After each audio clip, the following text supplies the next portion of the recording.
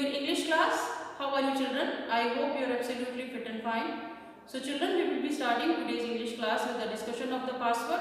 Our password for today is globe. G-L-O-B-E, globe. It is a noun word. ये संज्ञा शब्द है.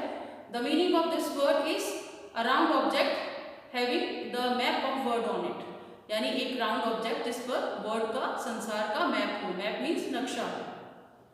So now about using this word to frame sentence, it can be like that. A globe is a model of earth.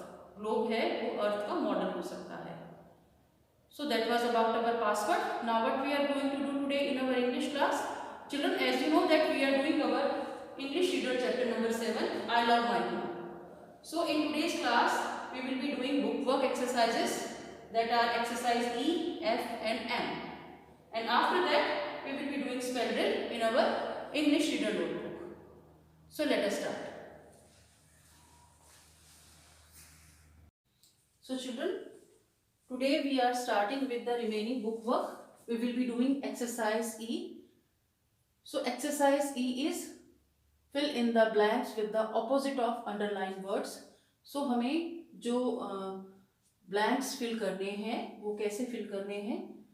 We have to find out the opposite of underlined words from this box. यहाँ पर underlined words के opposites हैं, options के form में दिए गए हैं. So आपको correct option choose करके correct opposite word लिखना है. So at number 1, Arif was sad when his toy broke. He was dash when mummy bought a new one. So sad क्या है? Underlined word हमें दिया गया है.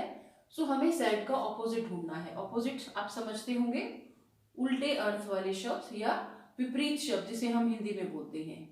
ऐसे शब्द जिनका उल्टा अर्थ होता है वो हमें लिखना है. So sad means उदास. Sad का opposite क्या होगा? Happy. So we will pick this word from here and write here. So Arif was sad when his toy broke. He was happy when mummy bought a new one. Arif उदास था क्योंकि उसका toy टूट गया था. वो खुश हुआ क्योंकि मम्मी ने नया टॉय ला दिया.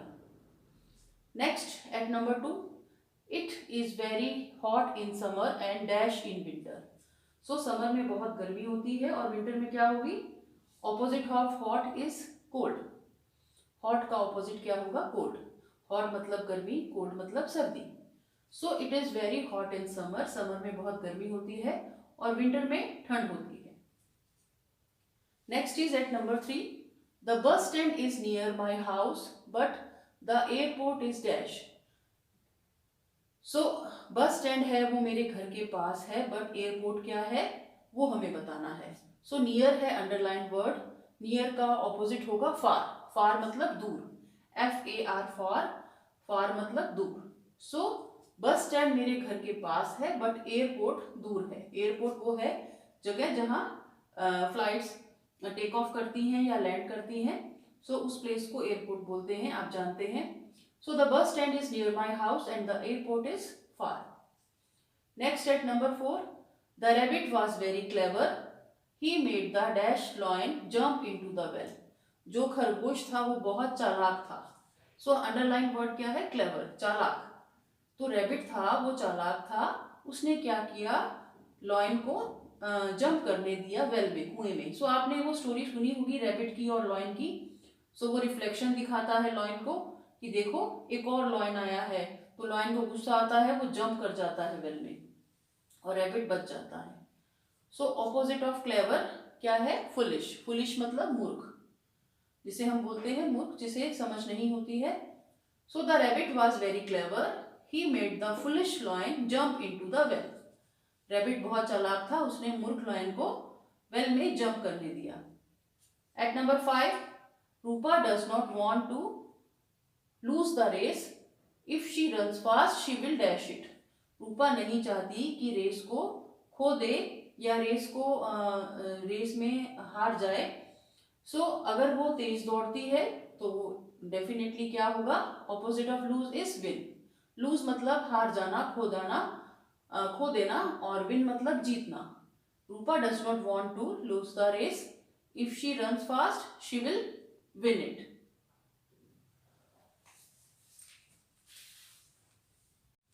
So children, our next exercise is exercise F. You can make new words by adding some of the letters to the word old. यानी old letter को यूज करते हुए उससे पहले हम कुछ लेटर ऐड करेंगे तो हम न्यू वर्ड्स बना सकते हैं. सो ऐसे बहुत सारे वर्ड्स होते हैं जिनमें हम एक लेटर ऐड कर देते हैं तो कुछ न्यू बन जाता है. वो लेटर हम स्टार्टिंग में ऐड कर सकते हैं या लास्ट में ऐड कर सकते हैं. इन्हें सफिक्स या प्रीफिक्स कहा जाता है. सो ये आप हायर क्लासेस में पढ़ेंगे. सो हमें ओल्ड वर्ड जो दिया गया है, ओल्ड मतलब पुराना, या जैसे हम एज के अकॉर्डिंग भी हम ओल्ड कहते हैं, उसे भी बोला जाता है. जैसे I am 7 years old, he is a old person. Old ये क्या होता है, बूढ़े व्यक्ति के लिए कह सकते हैं हम. और हम ओल्ड पुराना भी कह सकते हैं. This dress is old, please buy me a new one. तो इस तरह से हम भी बोल सकते हैं ओल्ड के लिए. We have been given these letters. हमें ये लेटर्स दिए गए हैं. हमें देखना है कि जो हम वर्ड बनाएंगे इट शुड बी मीनिंगफुल. वो मीनिंगफुल होना चाहिए. हम ऐसे ही कुछ भी कोई भी लेटर ऐड नहीं करेंगे ओल्ड से पहले. So this is being given to you for an example. Bold. Bold क्या होता है, जो बहादुर होता है जिसे बोला जाता है बोल्ड, साहसी बोला जाता है हिंदी में. So I have pick this letter H. HOLD, hold. Hold मतलब पकड़ना. So the letter you want to make they should be meaningful. वो मीनिंगफुल होने चाहिए. ऐसा नहीं है कि हम अननेसेसरी कोई भी लेटर ऐड कर दें. Next SOLD, sold. ये सेल का पास्ट टेंस है. सेल मतलब बेचना, सोल्ड मतलब बेचा. SOLD, sold. Next COLD, cold. Cold हमने सी ऐड किया ओल्ड से पहले तो कोल्ड बन गया. कोल्ड मतलब सर्दी, ठंडा. हमने ओल्ड से पहले जी ऐड किया तो GOLD, gold. Gold is a metal. वो मेटल होता है एक तरह का. सो नेक्स्ट इज हमने F ऐड किया तो FOLD, फोल्ड. फोल्ड मतलब किसी चीज को फोल्ड करना, तह करना, जिसे हम बोलते हैं. उसे छोटा बनाने के लिए उसे फोल्ड किया जाता है. सो ये लेटर्स हमने ऐड किए हैं. We have not chosen no an. An नहीं चूज किया है. क्यों? अगर हम NOLD, नोल्ड लिखेंगे तो वो मीनिंगफुल नहीं रहेगा. सेम एज हमने आर नहीं चूज किया है. ROLD, rolled. It is not making any sense. So हमने वही लेटर्स चूज किए हैं जो कोई सेंस बनाते हैं.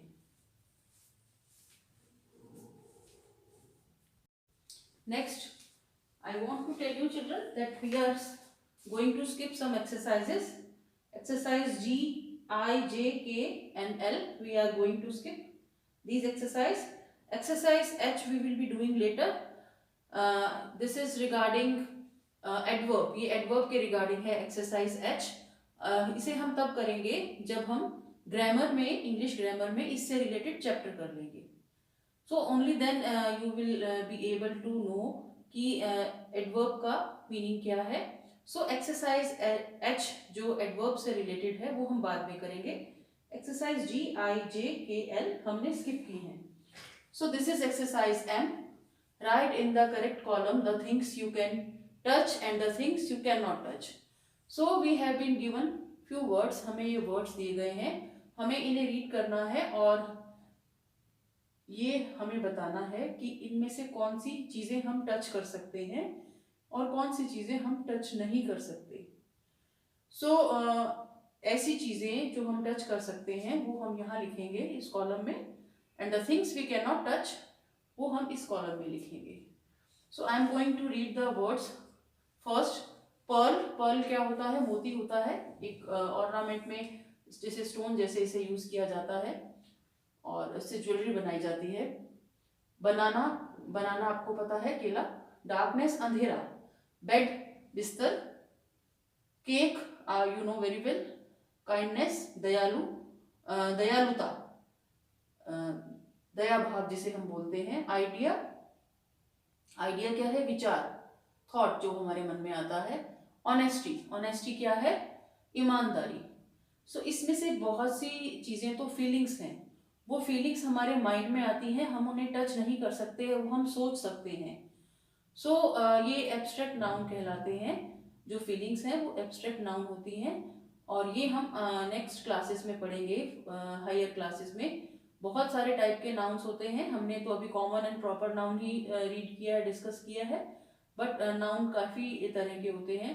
सो वो हम जैसे जैसे हम नेक्स्ट क्लासेस में जाते जाएंगे हम पढ़ते जाएंगे डिटेल में।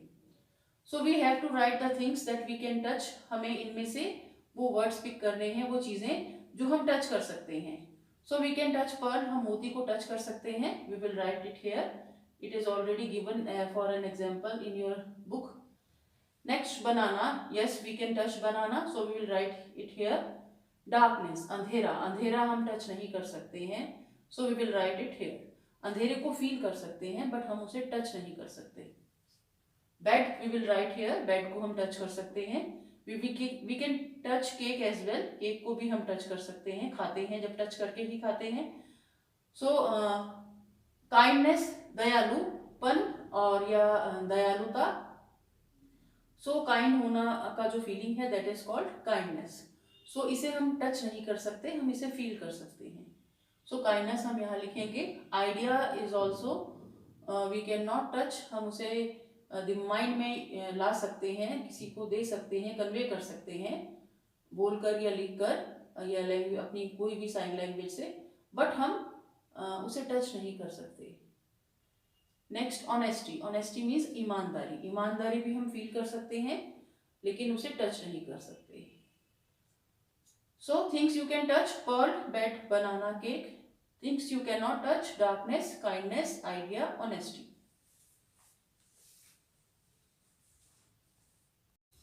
सो children, next exercise is life skills. ये लाइफ स्किल्स है। You are given certain situation, आपको इसमें सर्टेन सिचुएशन दी गई है और उस सिचुएशन में आप क्या डिसीजन लेंगे, किस ऑप्शन को टिक करेंगे, वो आपको टिक करना है। So this is being given to you as homework, ये आपको होमवर्क के तौर पर दी गई है। इसमें 3 क्वेश्चंस हैं और ऑप्शंस भी हैं। So you have to tick the option जो कि आपको पसंद है या आप जो सोचते हैं। So the life skill exercise is homework.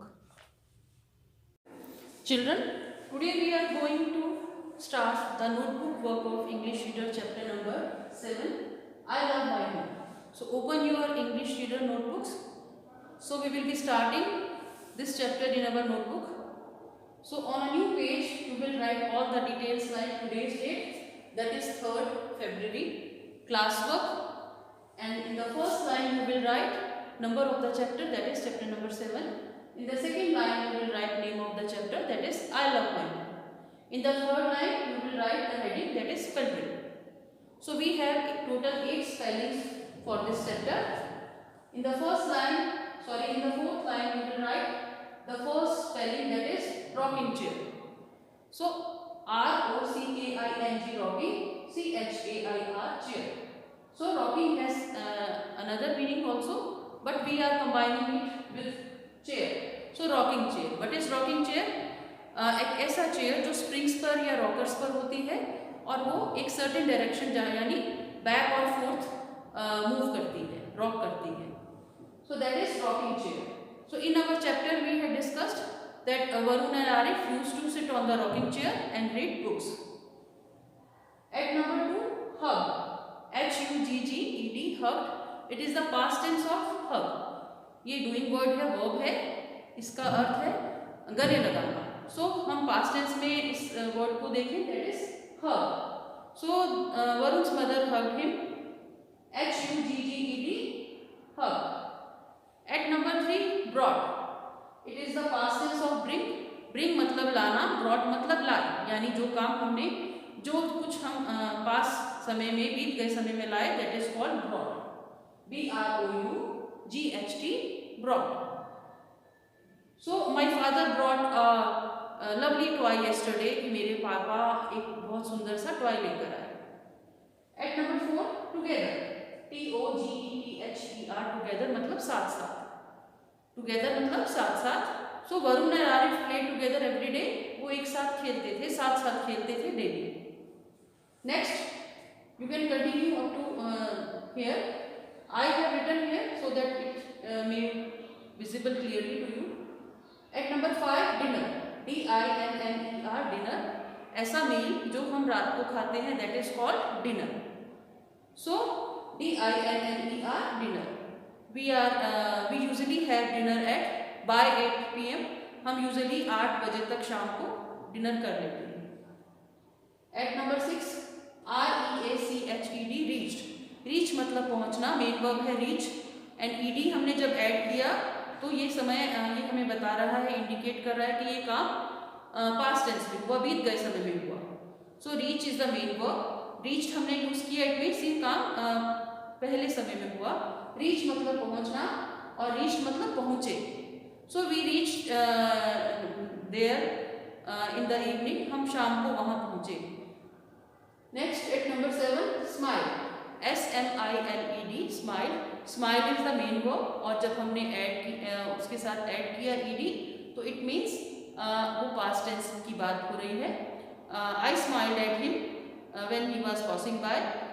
मैंने उसको देखकर स्माइल किया जब वो पास से गुजर रहा था. At number 8, missing. MISSING, missing. Missing के दो सेंस हो सकते हैं. एक तो हम कुछ भूल जाते हैं, हमने ये मिस कर दिया. सो आई मिस द,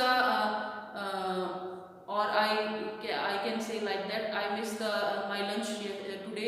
आज मैंने लंच मिस कर दिया. तो हमने ट्रेन मिस कर दिया, हमने कोई व्हीकल या हमने फ्लाइट मिस कर दी, ये इस सेंस में हो सकता है. अनदर मिसिंग इज कि याद करना, उसकी कमी खलना. So we came to know in the chapter that Varun was missing his mother. So that's all for our English class today.